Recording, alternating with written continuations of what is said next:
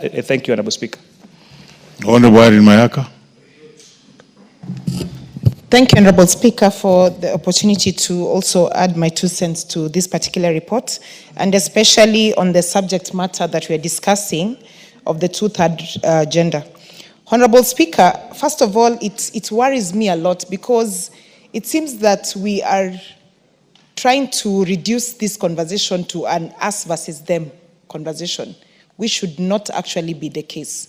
Because for a society to be well balanced, for a society to have good representation, it is good for us to have a good representation of gender. And gender, Honorable Speaker, in this case, does not mean women. We're not just talking about women. We're also talking about men. Because, Honorable Speaker, the one thing I want to remind my brothers who are parliamentarians, and I see one of the very capable one walking out, is that a few years from now, the way women leaders are performing, it is these same men will come here to fight for 2/3 gender because they will need it, because we are taking over as they watch. So this 2/3 gender is not about just protecting the space of women in politics. It is also to ensure that we protect the space of both women and men. We have young children, boys and girls who are in school now, who are operating in very different circumstances from what we are operating, and they also need to learn that we must have a balanced society for us to prevail. Honorable Speaker, when we were young and we used to come to Parliament, and for the longest, this read for the welfare of society and the just government of men. And it was amended to the people, just to demonstrate further that governance leadership is not just about men. It is about people. And people is both men and women. And we really, really need to start accepting that. I don't want to be informed, Honorable Speaker. Is it point of order? Point of order. Proceed. He had said information. I don't I wish to inform and comment the Speaker that in Old English, the word man or men represented both genders. This is the reason you say mankind. Have you ever heard of womankind? Because, just hold on, because that was the English language. It was not our mother tongue. It's the English language. If it says for the welfare of society and the just government of men, it actually means for the just government of mankind. And it includes both men and women. That is what it is. But because of activism and what has come up every now and then, oh, you have to say chairperson instead of chairman, all that, just to try and corrupt a language that is not our own language. That's exactly what we are doing. Senior Counsel, you've made your point.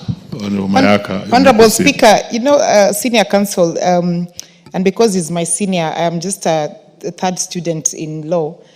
I just want to inform him that also, the language of English has different understandings. The same way you can kill a goat by pressing it to the ground or cutting off its head, it depends on how you understand, Honorable Speaker. And how English is translated in Tarakanidi and Nyamira is different.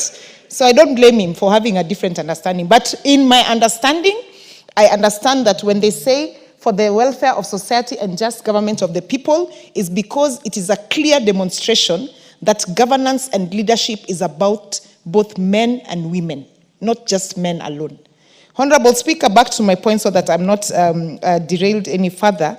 I just want to also say one thing that we also must all accept. We have people, we have men, sons, fathers, partners in our lives who have been really supportive of our spaces out here. And that is something that is so beautiful that we must also just embrace. Honorable Speaker, I have seen the comment number 133 from the committee. And I just want to read what the justification said because I cannot believe my eyes still. The proposal is too ambitious and cannot be implemented in the current parliament. It would be neater to implement the proposal during the next general election. Honorable Speaker, the Kenya Kwanza government has been a government of braveries. It is a government that has attempted to implement the SHA. It has attempted to implement housing levy, all these other things, because they believed it can actually work. Why is it that when it comes to women issues, now it is considered not to be neat or not to be possible or to be ambitious?